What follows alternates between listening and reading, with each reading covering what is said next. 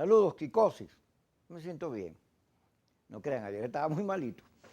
Porque las secuelas del coronavirus, usted dirá, bueno, ¿hasta cuándo? No, no, es que no es fácil, no es fácil. Aquí está Enrique Fermín con nosotros, estuvo durante la campaña. Él es doctor, cardiólogo. Y Aristóbulo Isturi se murió en medio de una operación del corazón. Triste lo de Aristóbulo. Yo lo conocí bastante, Enrique. Fuimos amigos en una época, pero cuando llegó el gobierno, como la sociedad se dividió, bueno, ahí no lo vi más. No supe más de él. Y bueno, como todo se dividió, ¿no? Así es.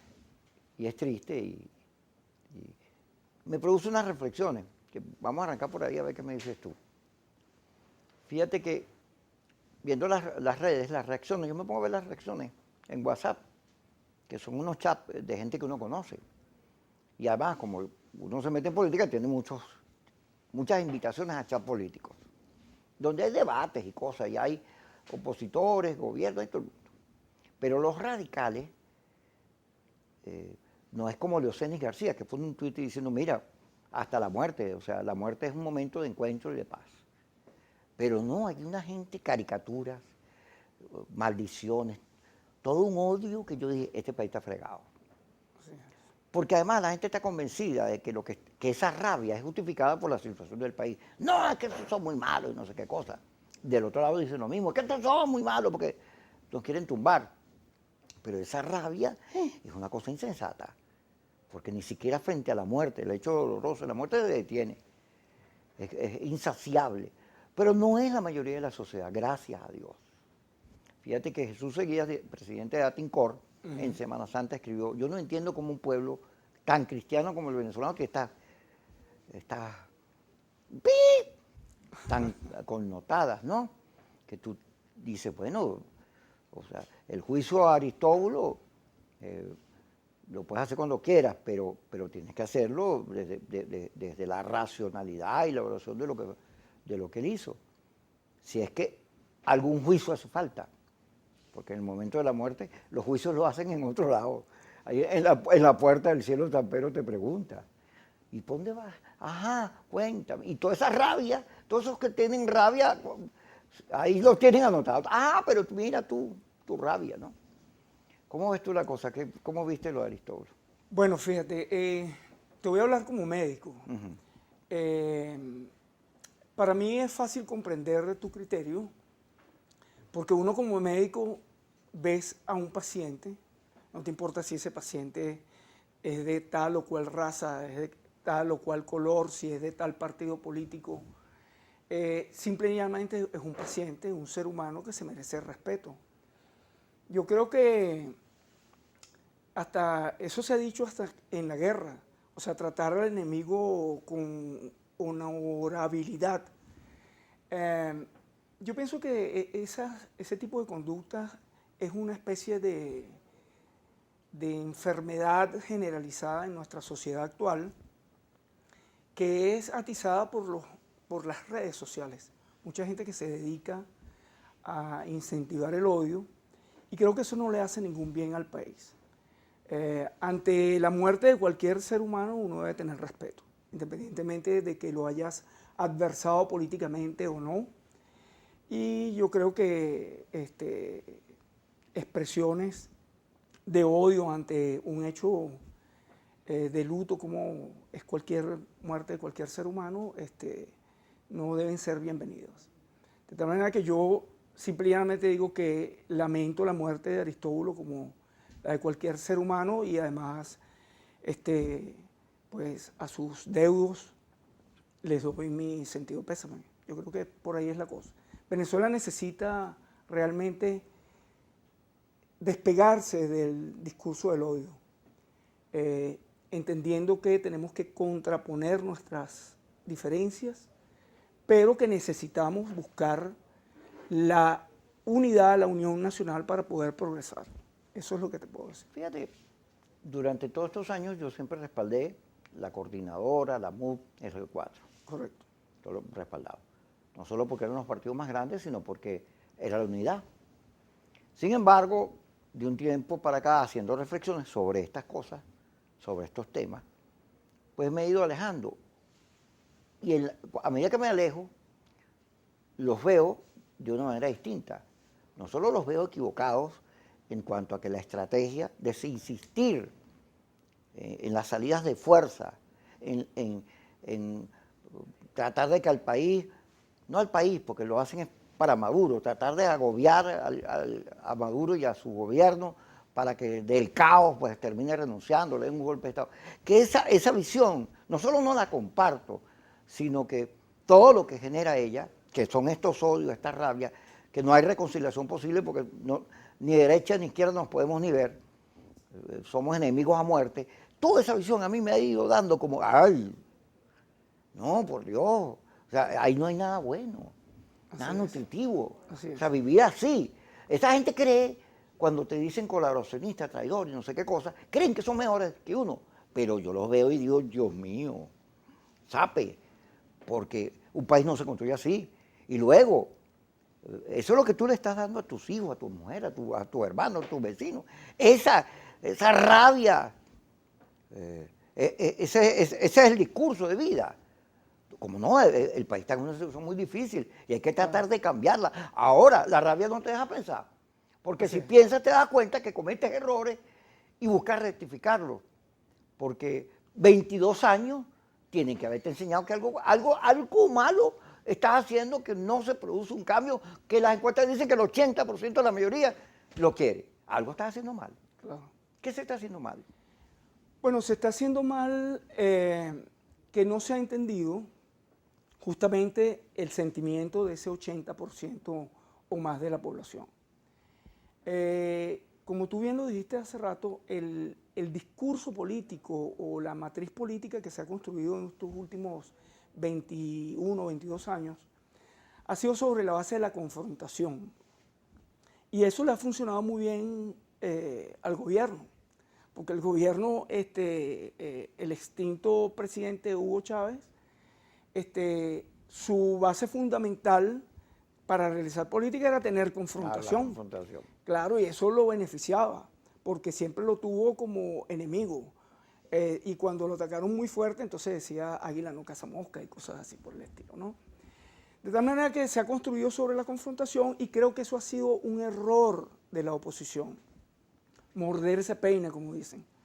Hasta el extremo de llegar a plantear que el camino de hacer la política no se concibe, sino el camino insurreccional. Ahora bien, ¿dónde nos ha llevado eso? A un callejón sin salida. Porque no hay capacidad, si hubiese capacidad para, a través de un conflicto armado, salir de este gobierno, pues ya lo hubiesen realizado. Eso no ha sido así, todo lo contrario, lo que ha hecho es que se aíslen las personas que defienden ese camino y ha inutilizado la conciencia política de la mayoría de la población. Entonces la población está esperando que venga un cambio de golpe y no actúa con racionalidad política cotidianamente, como es el hecho de, por ejemplo, salir a votar contra los políticos que no te gustan. Y por eso la abstención ha tomado tanto cuerpo hasta el punto de que está inoculada prácticamente en el inconsciente colectivo. Ahorita la gente no confía en salir a votar. No confía en los políticos. No confía en los políticos. Entonces, yo creo que se trata de tomar el camino del centro político en el buen sentido de la palabra y hacerle entender o hacer que el sentimiento de cambio sea canalizado por la racionalidad política a través del voto. Vamos a ir al corte. Enrique Fermín, doctor, cardiólogo con nosotros, dirigente del partido Unión Progreso. Unión y Progreso, donde está mi querida Mercedita, Eduardo, muchos amigos, y con él vamos a conversar sobre todas estas cosas.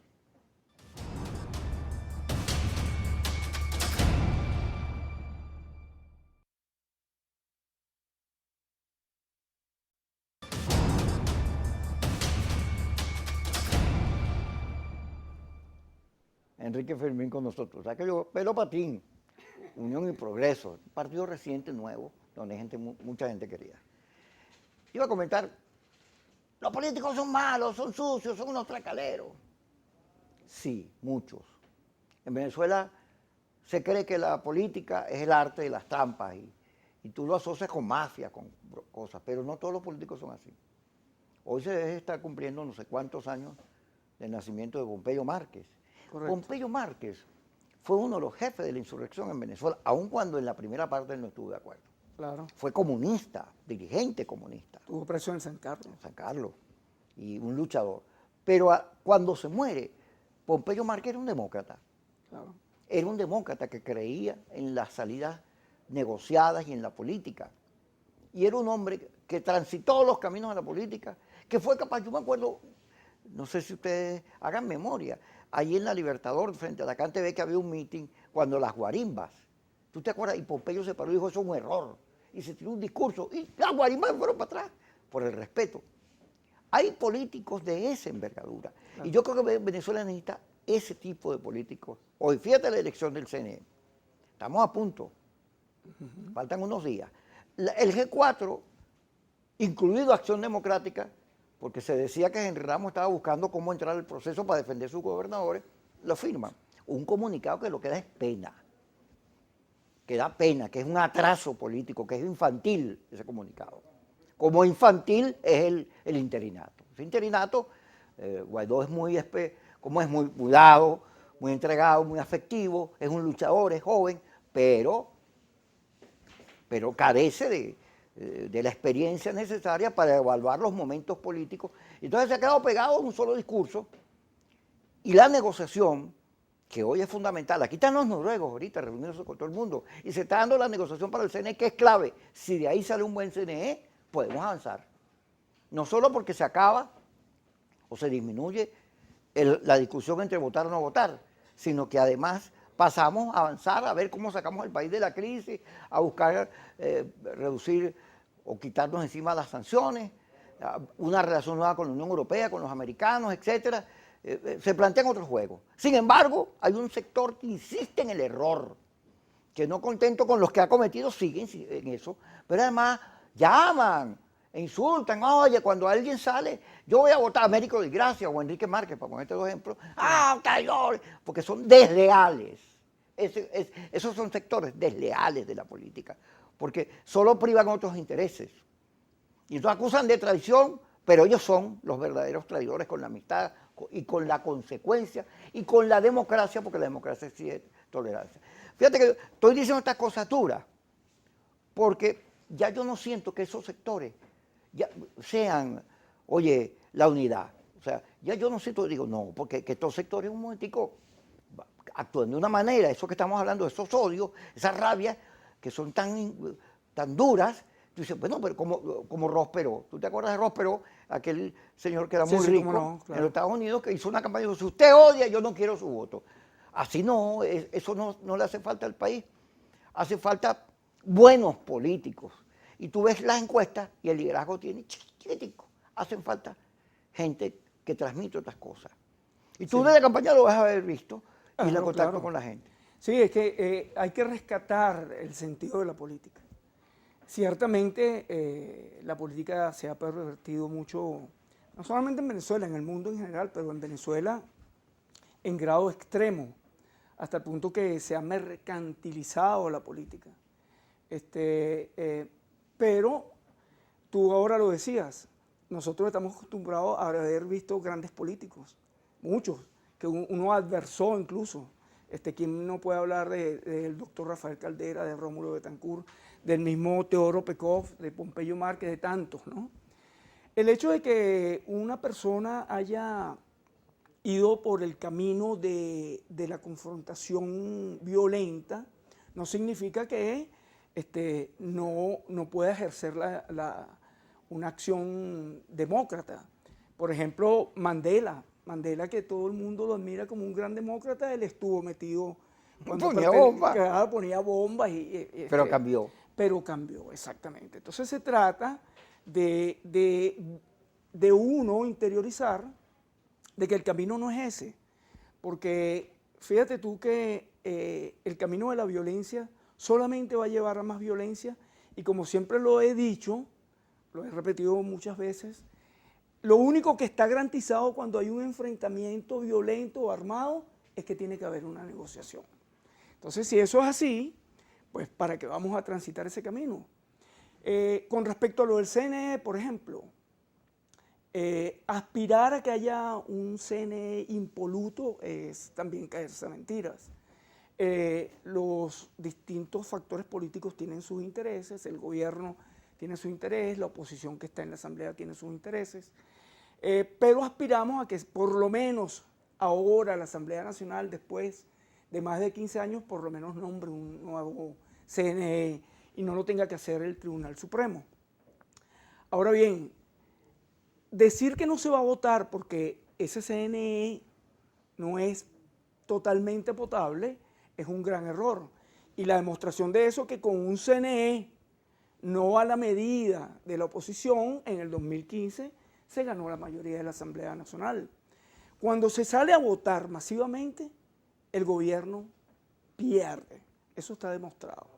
Si aquí se saliera a votar masivamente por la oposición, entendiendo que la oposición tiene que buscar la unidad, un planteamiento programático, aquí el gobierno tiene la derrota garantizada.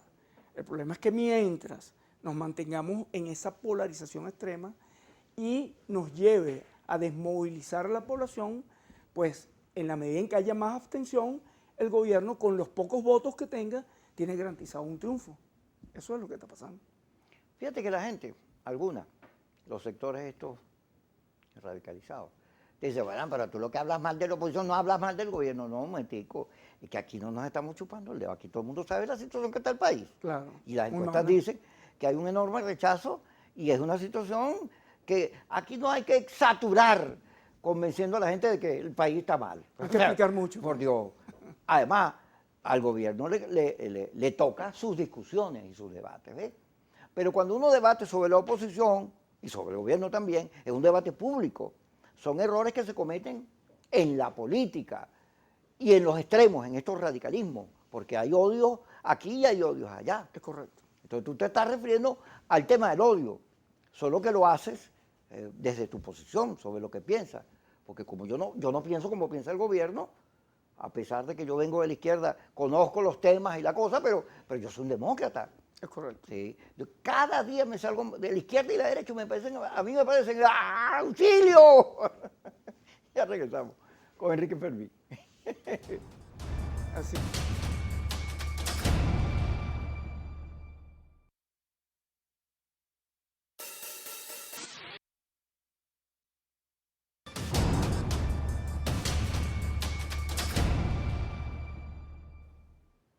Conversando con Enrique Fermín.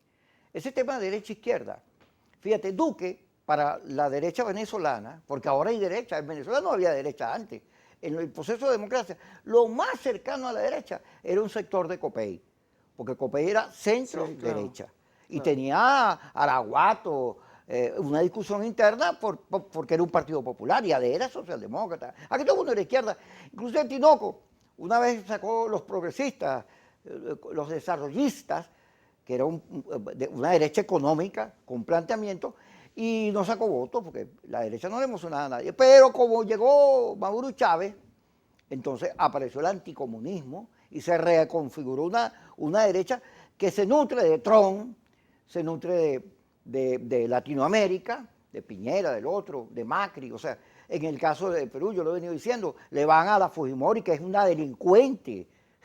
El otro es comunista, está bien, pero esta es una delincuente, violadora de los derechos humanos, implicada en casos de corrupción fuerte. Se llevaron por medio a Vizcarra, porque estaban tratando de controlar el TCJ, cosas que aquí ocurren, aquí son malas, pero a la señora Fujimori, porque está enfrentando el comunismo. Ese anticomunismo ha configurado una derecha horrible aquí, una derecha que, bueno, tiene a Duque. Duque es un ejemplo. Bueno, pero Duque hoy mañana le arranca un paro que seguramente va a terminar en conflicto en Colombia, porque en Colombia hay una situación de crisis. Ah, pero la señora Áñez de Bolivia, señora, como fue producto de un golpe de Estado, bueno, masacró, se llevó por medio todos los derechos humanos de quienes protestaban. Ah, pero no, son una demócrata. La política se acomoda. Basta que tú seas comunista para que seas malo. Yo no soy anticomunista y me parece que eso es un atraso, porque los comunistas existen. Claro. Ahí están. ¿A que lo vas a matar? Vas a agarrar un baigón y mata a todos los comunistas. Porque los comunistas pueden pensar igualito. ¡Ah, vamos a matar toda la derecha! Entonces, ahí está listo, tampoco está en medio. Y alguno de los insecticidas te agarra.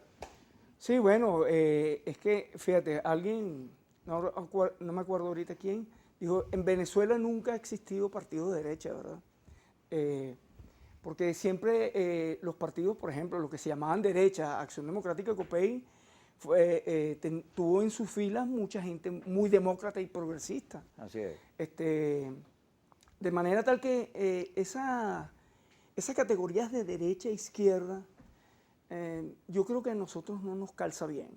Decir, no, yo soy de izquierda y por eso odio a la derecha, que los hay, y los hay, no? y los hay en el PSV, Bastante. y los hay en Y el en el PSV, gobierno. claro, en el gobierno los hay.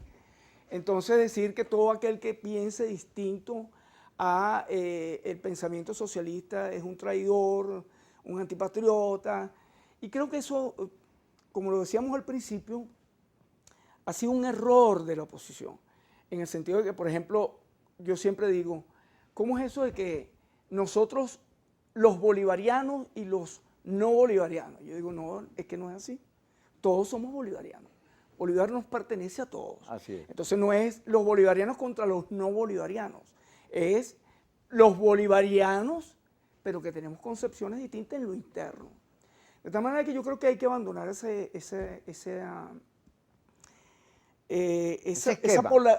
sistema de derecha-izquierda y vernos mejor como pensamiento progresista o un pensamiento ortodoxo. Ah, no, porque dicen que los progresistas son comunistas disfrazados.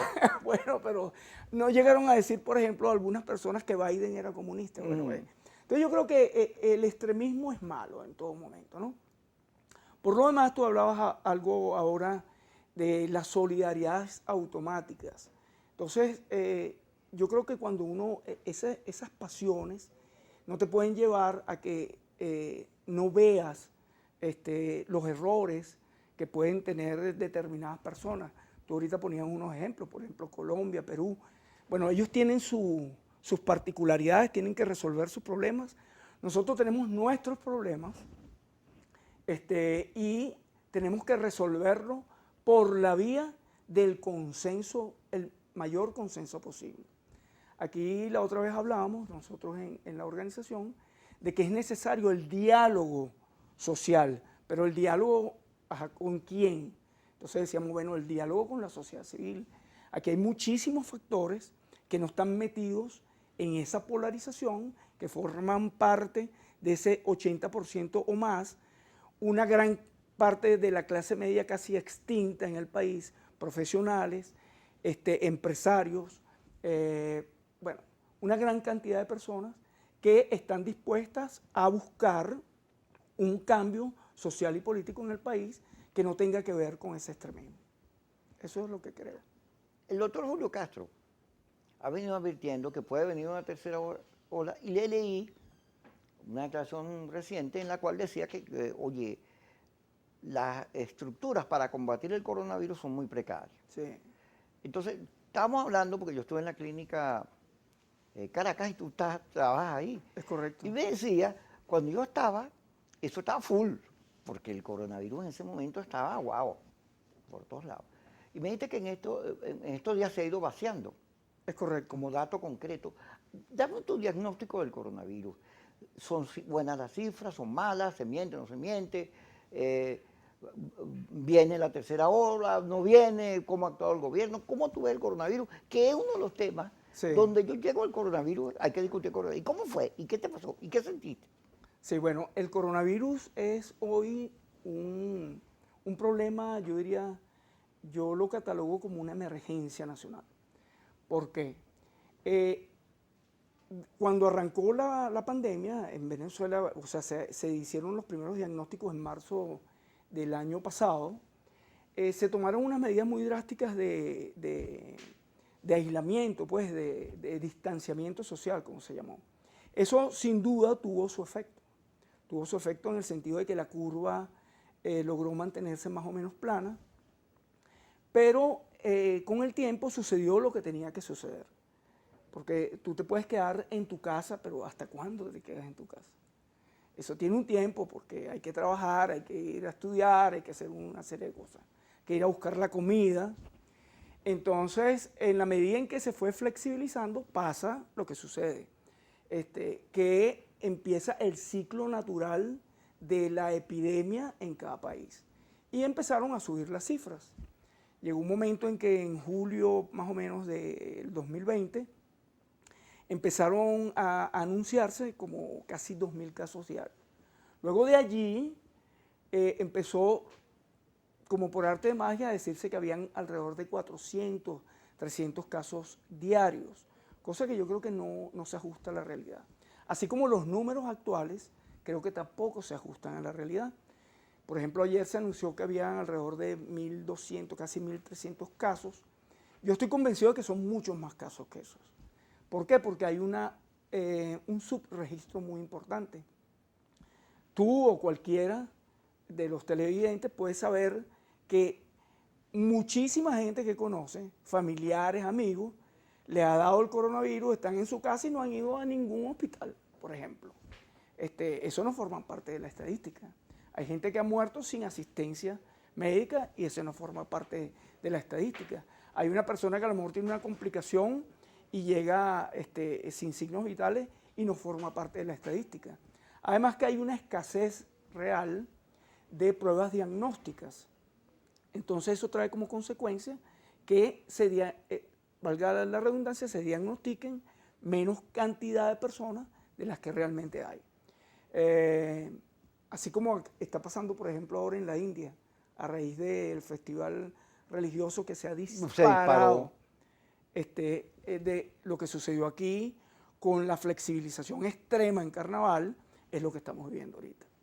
Y bueno, vino lo de la nueva cepa, que es la llamada cepa brasileña. La gente se empeña en ponerle nombre, que si la cepa hindú, ese es el virus. El virus muta, ha mutado y seguirá mutando.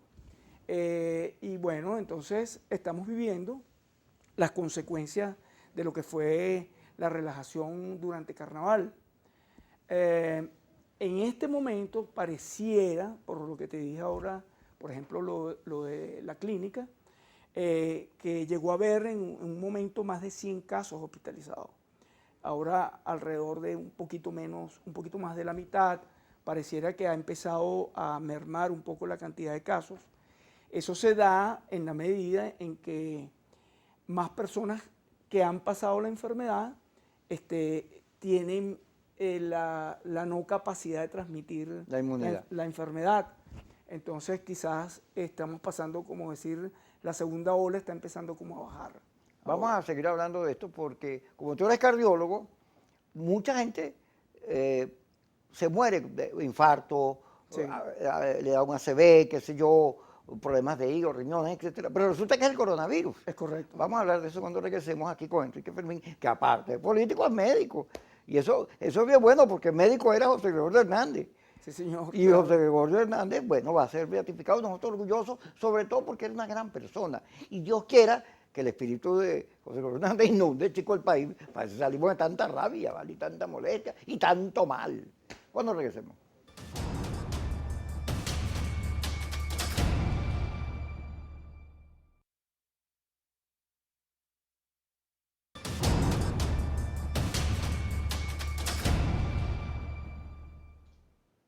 Enrique Fermín con nosotros, de Unión y Progreso, médico, cirujano.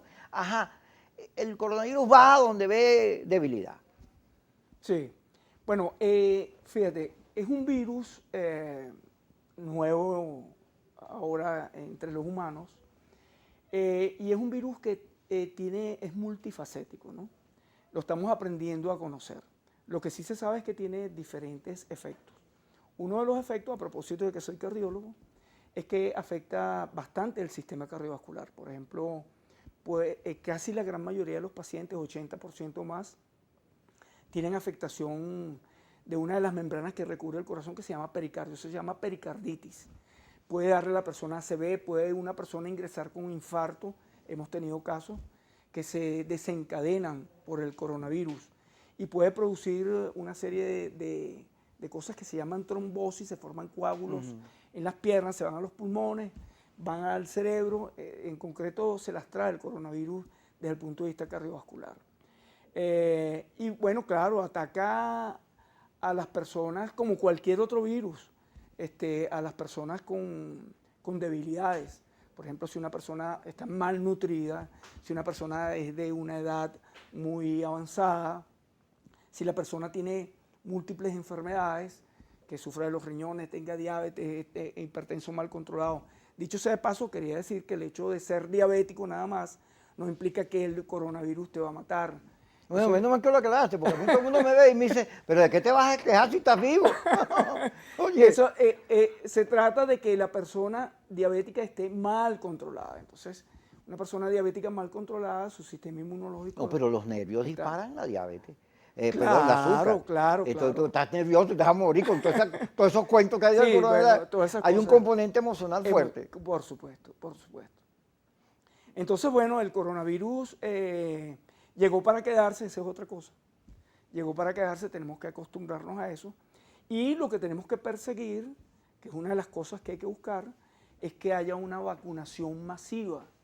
Porque lo he dicho también varias veces, la vacuna puede ayudarnos a cortar el ciclo natural de la enfermedad, y el hecho de que se haga una vacunación masiva podría ayudarnos a alcanzar lo que llamamos inmunidad de rebaño más rápido. Eso significa que deberíamos vacunar por lo menos el 50% de la población. Y en eso estamos bastante atrasados en Venezuela. Se convirtió en un torneo. Sí, En correcto. una batalla de culpas, el tema de la vacuna. Se geopolitizó. Sí. Se geopolitizó lo de la vacuna.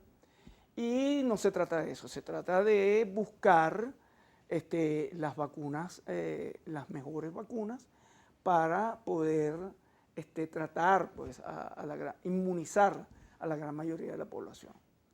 Ahora tú estás en Unión y Progreso, hay mucha gente que viene de COPEI, Okay. de formación social Sí, cristiana. sí. Decía Jesús Seguía, en Semana Santa él escribió un artículo, el presidente de Atincor, que es buen analista.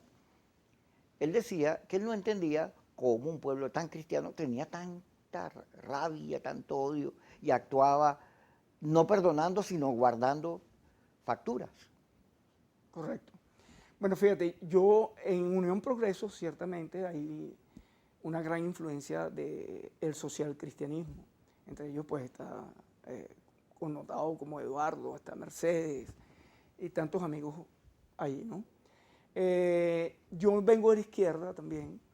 ¿Tú vienes de dónde? Yo vengo de la izquierda, milité en la universidad con ruptura en esa época. ¡Ay! Tú vienes de la izquierda dura de la universidad. Pero bueno... de los ultrosos, viniste. De los ultrosos, sí. Pero nada, yo creo que, fíjate, tú lo decías hace rato, se trata de entender de que el odio no es el camino. Y de entender que el camino de la democracia es el único camino que tenemos. El ejercicio democrático para confrontar nuestras ideas y buscar las soluciones en pos del bien común.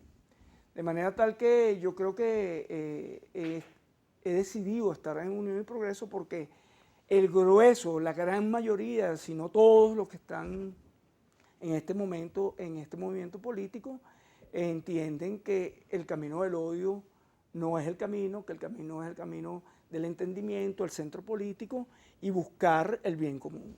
Fíjate qué cosa. Mandela, Ajá. Gandhi, la Madre Teresa de Calcuta, todos los que tenían planteamientos pacíficos, que son muchísimos en el mundo.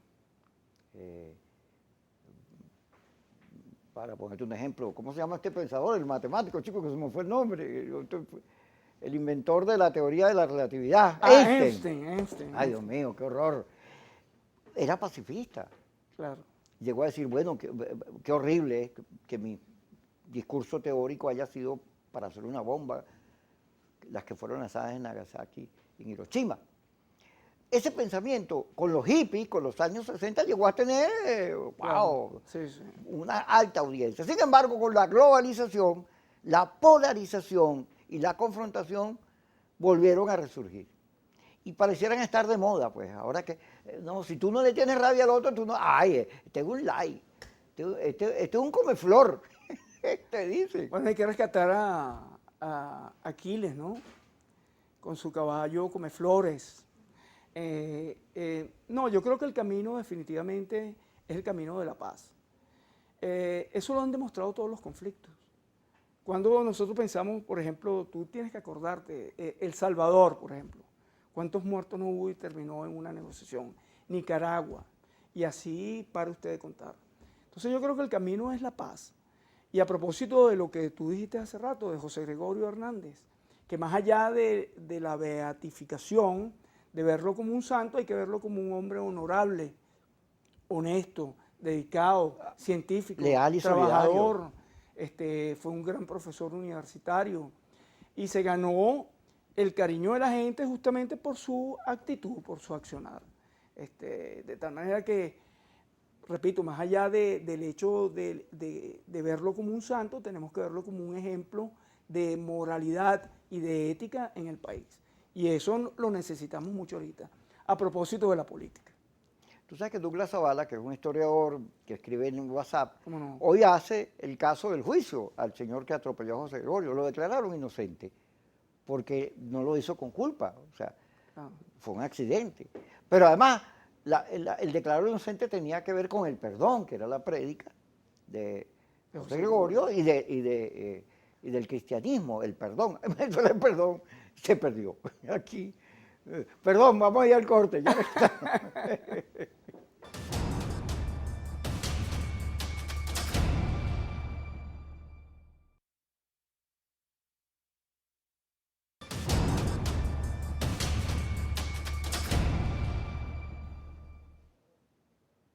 Seguimos con Enrique Fermín conversando de todo, porque del coronavirus hemos pasado por José Gregorio, la designación del CNE y todo esto. El país, fíjate, tiene la crisis política, la crisis económica, y yo le agrego la crisis emocional. Okay. La gente se va porque aquí no hay futuro, no hay cómo comer, no tienes casa, carro, casarte, tener hijos, sobre todo los jóvenes, que son los que más han ido. Claro. Pero aparte de eso, el coronavirus le agregó el luto. Entonces, hemos perdido mucho. Mucha gente, familiares, amigos, todos tenemos alguien que mencionar que se nos fue y que duele. Este es un país que además tiene una confrontación política muy dura, que no cesa. Los factores radicales parecen perros y gatos. Y allí pareciera no haber salida, sino que vamos a continuar esto. Claro, no lo vamos a continuar para que haya cambio. No, Maduro va a seguir gobernando, entre otras cosas porque el radicalismo opositor, el poder tiene muchas herramientas, tiene encuestas, salas institucionales, el gobierno maneja data, el carnet de la patria, o sea, es mucho más profesional en la política que la cosa opositora. Porque la cosa opositora, sobre todo el radical, el G4 que ha dirigido la oposición, oye, lo que hace es equivocarse, no les gustan las victorias, le huyen a las victorias, es una cosa loca. Pero para producir un cambio en Venezuela, ¿qué crees tú que hace falta? Porque o seguimos en esto, buscamos otro camino, porque fíjate que en el continente han aparecido nuevas cosas. Este señor Pedro Castillo, que es un comunista viejo, a mí me parece insólito, pero bueno, apareció en el Perú dentro de un gran vacío que produce un desgaste de la política, porque hay casi medio Perú estuvo implicado en el caso Odebrecht, la clase política dirigente. Esta señora Fujimori, pues, para ponerte el caso. Pero en Chile hubo un movimiento de calle para producir una reforma en la Constitución, y lo de Colombia, Yacu Pérez en que casi se mete, si se hubiera metido en la segunda vuelta, gana, seguramente. O sea, en todos lados, este señor Bukele, ¿ves lo que me pasa? Ayúdame ahí, ustedes también ayuden. Yo creo que Bukele, yo digo, no, Bukele es un dictador porque se metió con las Fuerzas Armadas al Congreso, y es duro, pero un señor dueño de un periódico que se llama El Editor Gráfico, algo así, le escribe una carta, unos titulares, le hace una campaña a la esposa, que la nombran ministro de Cultura. Y este señor le escribe una carta que está en las redes diciendo que él ama a su esposa, de una belleza. Yo digo, no, esto no puede ser un dictador, aquí me están engañando. Este no puede, una persona que habla del amor tan bonito, no puede, ahí hay algo que yo estoy esperando, pero que estoy viendo con el ojo venezolano. ¿Ves? Que el venezolano, todo el que es comunista es malo o todo el que es derecha es malo. ¿Ves? Entonces, Bueno, ¿Cómo esto podemos salir, desenrollar este bueno, fíjate, rollo? es importante lo siguiente. Datos de una encuestadora recientemente dice que el sentimiento predominante entre los venezolanos es la desilusión. Yo creo que eso es lo primero que hay que atacar. ¿Y cómo hay que atacarlo? Hay que atacarlo proponiendo programas y presentando alternativas políticas que tengan realmente, que golpeen esa desilusión. Entonces, ¿qué buscamos ante lo que se buscó el pueblo con Chávez, por ejemplo, el chavismo? O lo que pasó después con Guaidó y R4. La gente quedó desilusionada porque ninguno de los bandos ha demostrado que es el camino. Entonces, ¿qué buscamos? Lo que no tenemos es que buscar otro Mesías. Lo que tenemos que buscar es una propuesta programática, ¿verdad? Donde coincidan los distintos sectores políticos, sociales, económicos, para elaborar un programa de rescate nacional. De manera tal que abandonar el mesianismo y entender que la fuerza de cambio está en nosotros mismos. Cuando entendamos que la mejor forma de luchar contra la disolución es que asumamos nuestra decisión, nuestra capacidad para poder cambiar y ejercer nuestra voluntad, en esa medida es que vamos a poder cambiar. O sea, no podemos seguir buscando mesías, tenemos que confiar en nuestra propia fuerza y buscar y votar por los políticos que tengan esas cualidades, como decimos nosotros, que tengan capacidad, que tengan aval moral y que realmente estén conectados con su comunidad, con su territorio. Eso es lo que tenemos que buscar. Fíjate, el pesimismo. Cuando salí yo de la clínica, mira, tengo más cara, ese pelo se me puso blanco. Pues yo me río mucho y soy un optimista, pero cuando estaba sometido a la presión del coronavirus, imagínate tú los nervios, lo que produce. No podemos seguir. Sí. Por El mi camino culpa. no es ni la No, y esta autoflagelación, repartición ni de el culpa. pesimismo, ni... Sí. Hay unos jueces, todo el mundo es malo, ellos son los únicos buenos. Y cuando tú revisas, esos son los peores. Entonces, hay que como que buscar, chicos, bueno, vamos para adelante, ¿vale? Claro, discutiendo, momentico, Por discutiendo supuesto, siempre, ¿no? pero si nosotros estamos acostumbrados a que antes, pues en la política, tú tenías una familia, había un ADECO, un copellano, alguien del Partido Comunista, otro era del MAS, todo el mundo discutía, pero se entiende, ¿verdad? Como familia. Bueno, eso es lo que tenemos que buscar en Venezuela. Rescatar el diálogo, la polémica como método, la polémica constructiva. Ahora, ¿tiene sentido la unidad? Nosotros que somos pacíficos, democráticos, con estos sectores radicales que lo que quieren es invasión y tiros y guerra.